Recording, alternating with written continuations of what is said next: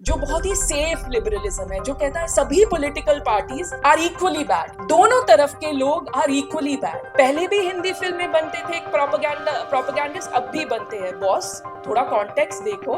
और धर्मपुत्र को आप अगर प्रोपेगेंडा मानते हैं तो अच्छा प्रोपेगेंडा है यार, मैं उसको मानूंगी नहीं प्रोपेगेंडा। लेकिन अगर आप कह रहे हैं कि धर्मपुत्र और जोधा अकबर प्रोपेगेंडिस्ट है, तो बॉस उनका लक्ष्य देखो, हमारे देश के लोगों को जोड़ने के लिए बनी गई है। No film exist in a vacuum. ये जब सभी फिल्में जो बनी है, इनका एक सामाजिक संदर्भ भी है। अभी ऐसा माहौल है हमारे देश में कि कोई जिस तरीके से कुछ फिल्मों में दिखाया जाता है कि इस देश में एक भी मुसलमान नहीं है जो सही बनता है, और पूरे पाकिस्तान में एक भी इंसान नहीं है जो भारत से नफरत नहीं करता, जो क्या है माइक ये ठीक है ना,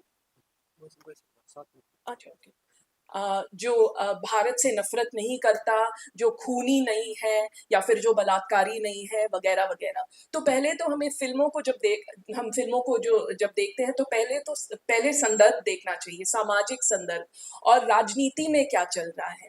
जब हमारे मंत्री और हमारे प्रधानमंत्री हेट स्पीचेस दे रहे हैं मुसलमानों के खिलाफ, ईसाइयों के खिलाफ जब हेट स्पीचेस दे रहे हैं, तो आप कैसे कह सकते हैं कि मुगल आजम में इश्क दिखाया गया है अनारकली और सलीम के बीच में, तो वो प्रोपेगेंडा है। जबकि जैसे मैम ने कहा, it is a very critical look at Akbar, but वो भी एक पुरानी कहानी है, इतिहास की कहानी है, धुरंधर अब की कहानी है।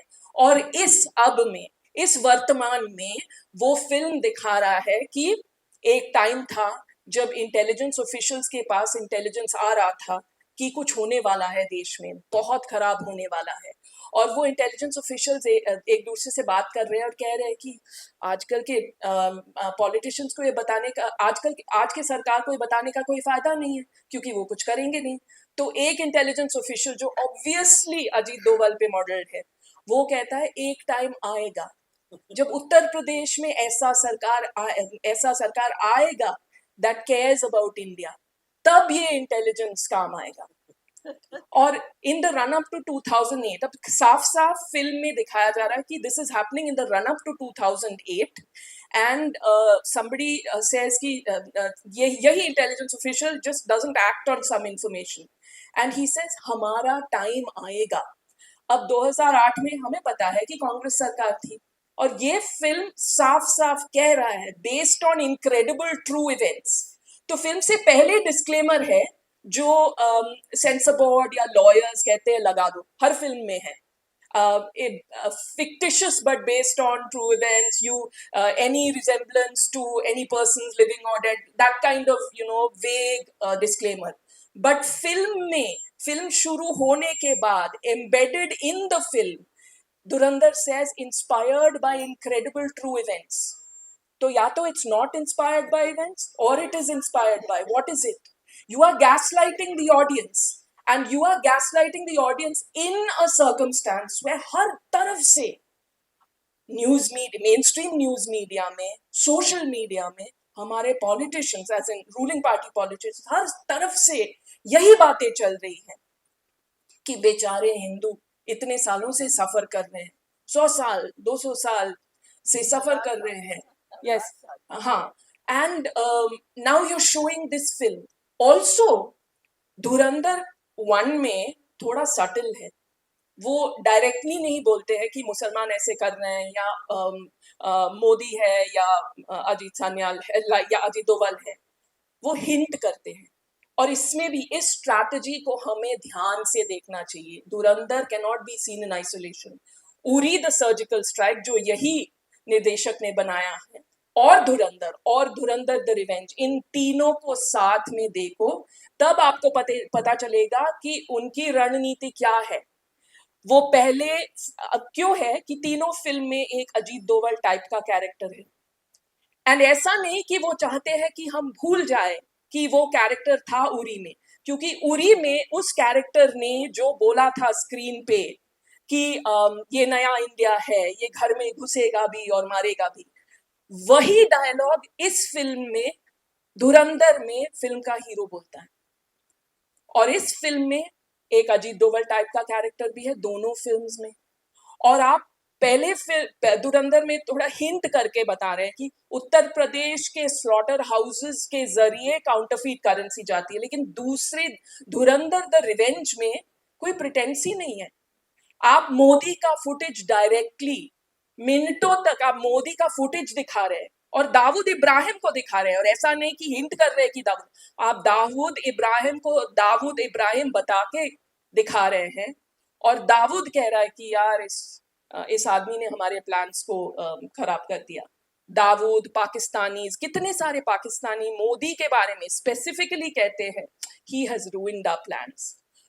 तो आई मीन इसको आप एक लिबरलिज्म, हमारे देश में एक किस्म का लिबरलिज्म है जो बहुत ही लेजी लिबरलिज्म है, जो बहुत ही सेफ लिबरलिज्म है, जो कहता है सभी political parties are equally bad, दोनों तरफ के लोग आर इक्वली बैड। पहले भी हिंदी फिल्में बनते थे एक प्रोपेगेंडिस्ट, अब भी बनते हैं बॉस, थोड़ा कॉन्टेक्स्ट देखो। और धर्मपुत्र को आप अगर प्रोपेगेंडा मानते हैं तो अच्छा प्रोपेगेंडा है यार, मैं उसको मानूंगी नहीं प्रोपेगेंडा। लेकिन अगर आप कह रहे हैं कि धर्मपुत्र और जोधा अकबर प्रोपेगेंडिस्ट है, तो बॉस उनका लक्ष्य देखो, हमारे देश के लोगों को जोड़ने के लिए बनी गई है। ये फिल्म हमारे देश में नफरत फैलाने के लिए बनी गई, and there can be no doubt about it, we shouldn't be mincing words. And ये कैसा बकवास है कि बॉस प्रोपेगेंडा था, लेकिन क्या क्राफ्ट है यार। क्राफ्ट का मतलब क्या है? अगर आपने अपने हुनर को इसलिए इस्तेमाल किया कि आपके लोगों में विभाजन हो, आपके लोगों में नफरत फैले। एक्चुअली ये सबसे दुखद बात ये है कि इस आदमी में हुनर है, आदित्य धर में हुनर है, और उसने अपने हुनर का दुरुपयोग किया है। केरला स्टोरी और केरला स्टोरी 2 बनाने वाले फिल्म मेकर्स में हुनर बिल्कुल नहीं है, घटिया फिल्में थी, उनके पास टैलेंट नहीं है। और पहला फिल्म इसलिए हिट हुआ, इस पर ध्यान दिया जाए, पहला फिल्म बस इसलिए हिट हुआ क्योंकि हमारे प्रधानमंत्री ने खुद उसको प्रमोट किया।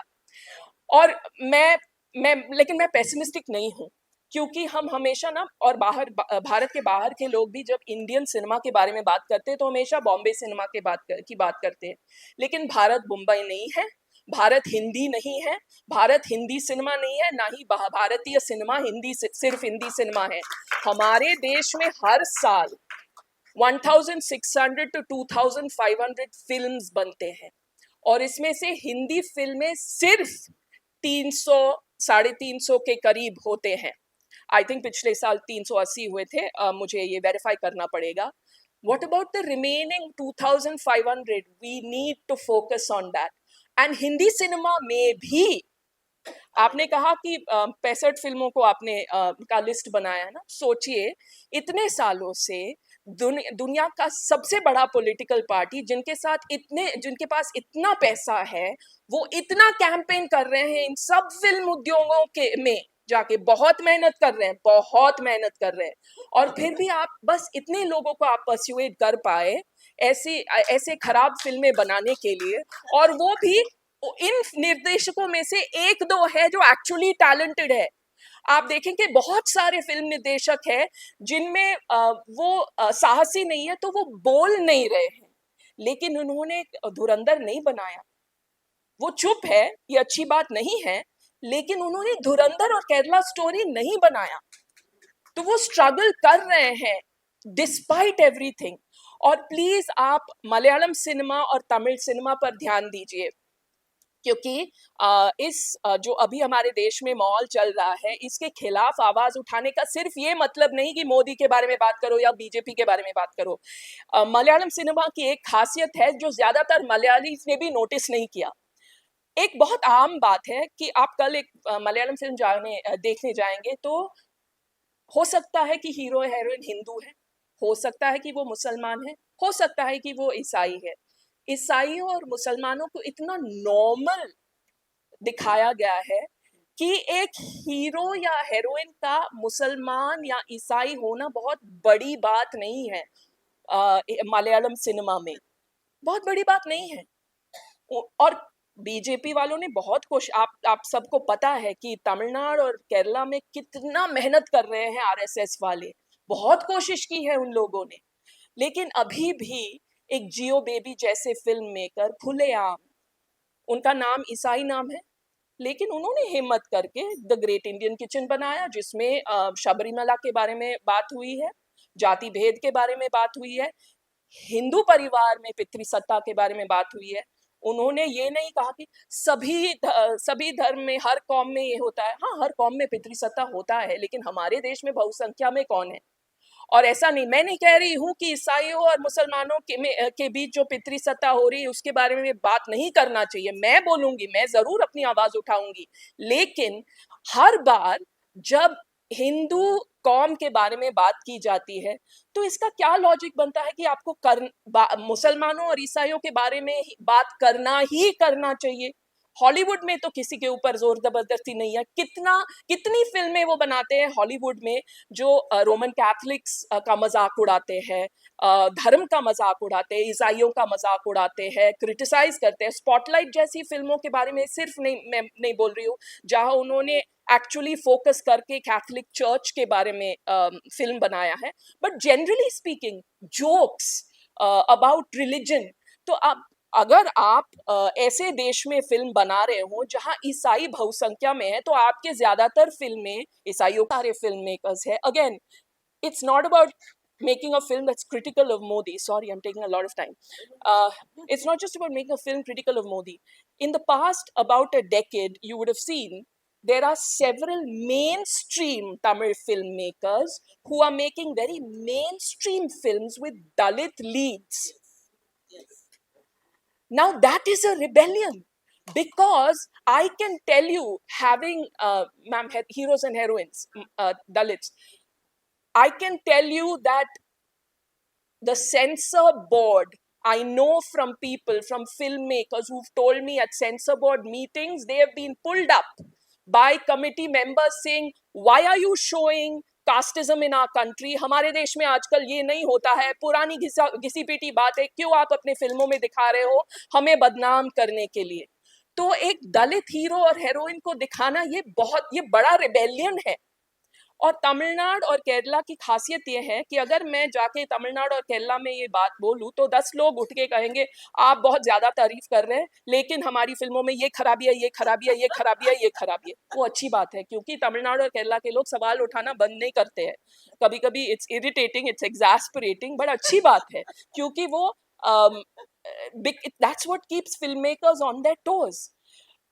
So I talked about Kerala, I talked about Tamil cinema. I also want to talk to you about the number of independent films, small films that are having, they're having the courage. And I'll give you back the mic, but just name, and documentary filmmakers having the courage to speak out about, I mean, so openly. And Payal Kapadia, for instance, made a lot of news by winning the Grand Prix at Cannes for All We Imagine Is Light, in which she showed a Hindu-Muslim romance, which upset Sanghis.